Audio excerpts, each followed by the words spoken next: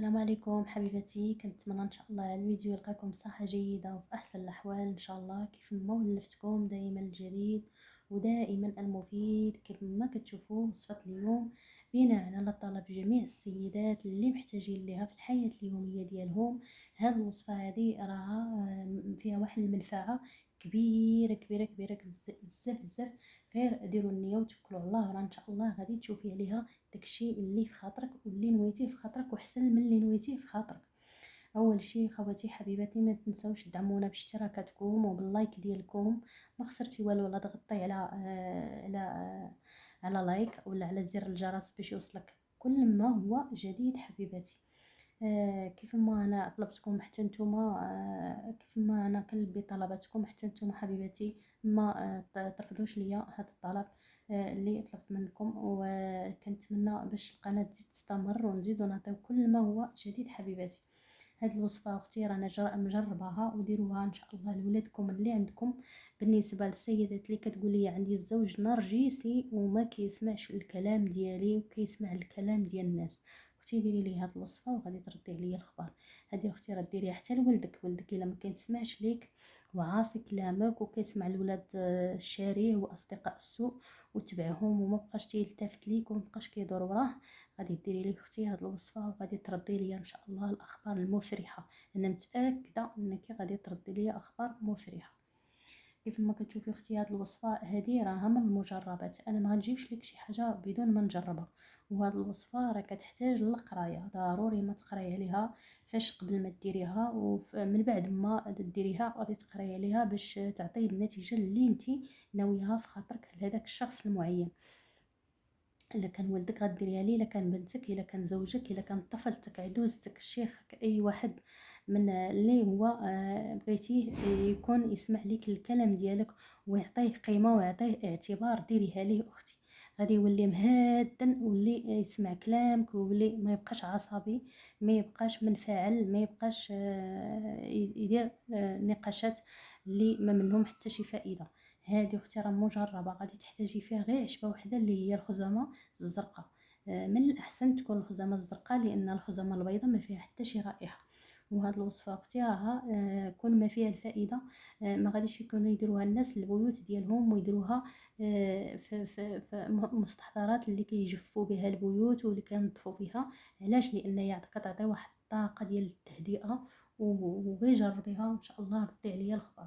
غادي تحتاجي اختي واحد الكاسرونه بحال هذه، وغادي تحتاجي الخزامه بهذا القدر هذا، غير 2 دراهم اختي غادي يعطيك فيها كميه كثيره. غادي تقولي الخزامه فلان ولد فلانه درت لك، يعني هذاك الشخص المعين سواء الزوج او الابناء اللي ما عاصيينك وما يسمعوش كلامك، او لا مالين دارك اللي عاصيينك، ولا شي شخص ما عندكش معاه الزهر غادي ديريها ليه اختي. غادي تقولي يا الخزامه درت لك الخزامه في رجل الحمامه، اللي كان في خاطرك يرجع لك اندامه وتحيد منك الخصامه. غادي تقوليها لي اختي وهي باقا عشبه بحال هذا الشكل هذا. وغتجي اختي غادي ديري الماء مغلي من قبل، وغادي يكون حامي داك الماء مزيان، وغادي ديري واحد القدر بحال هذا الشكل هذا.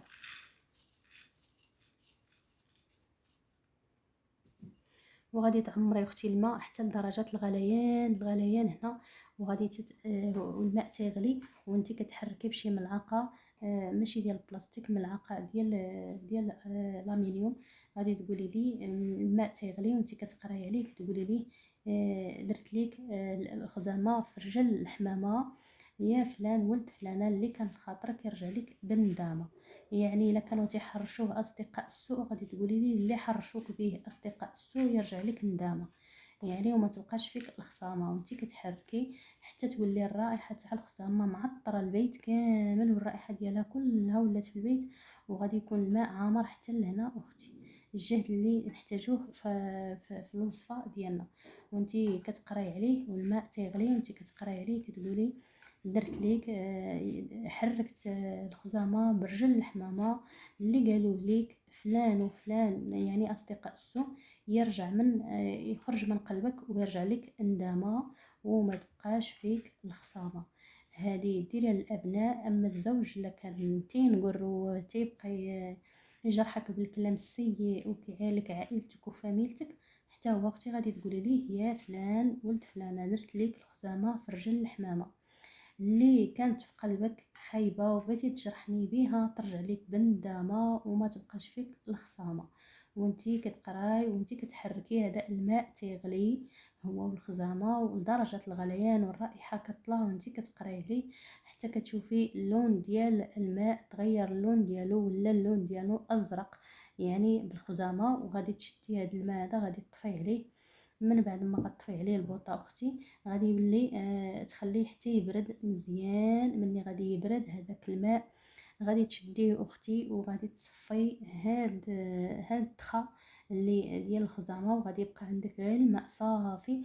بحال مثلا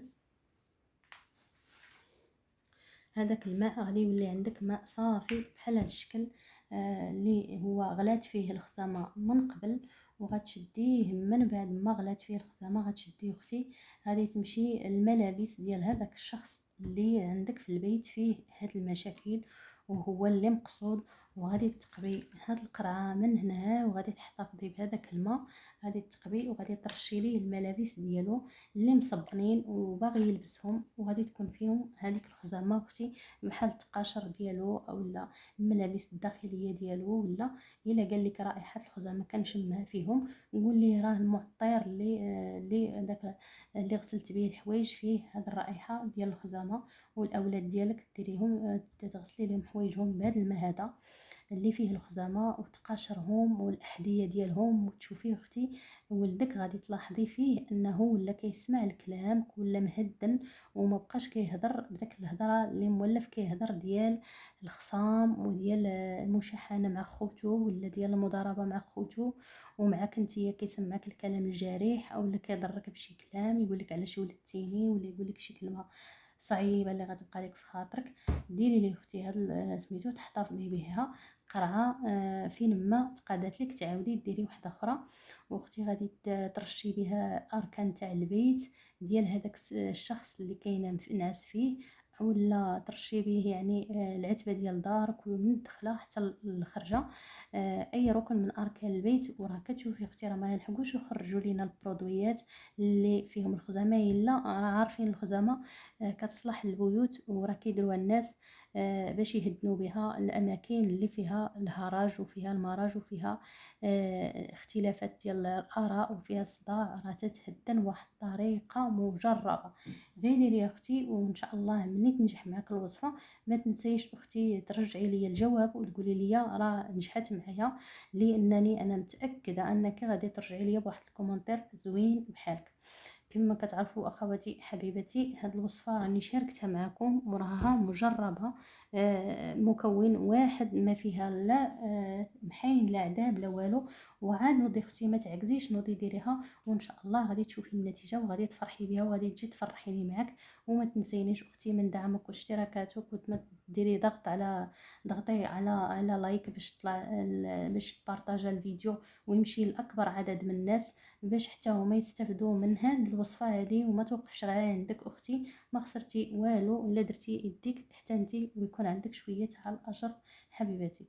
كنتمنى ان شاء الله نتلاقاو في وصفه. وهاد التخت اختي بزاف غيسولوني غادي يقولوا لي فين غادي نرمي هاد التخت هذا، تقدري ترديري فيه العمليه 2 مرات ولا 3 لان الخزامه راه كتصفي هاد الماء هذا وتعاودي ديري ما اخر تصفيه تديري 3 المرات باش يكون عندك 3 ديال القراعي ولا 4 من هاد الماء وتبقاي تستعمليه. وهاد التخت اختي ترميه في الشارع يعني ماشي مشكل ترميه في اي بلاصه اختي لان صافي تخلصنا منه ودا معاه الطاقه السلبيه اللي فيه. كنتمنى اخواتي حبيباتي نتلاقاو ان شاء الله في وصفه اخرى وفائده اخرى والى اللقاء حبيباتي.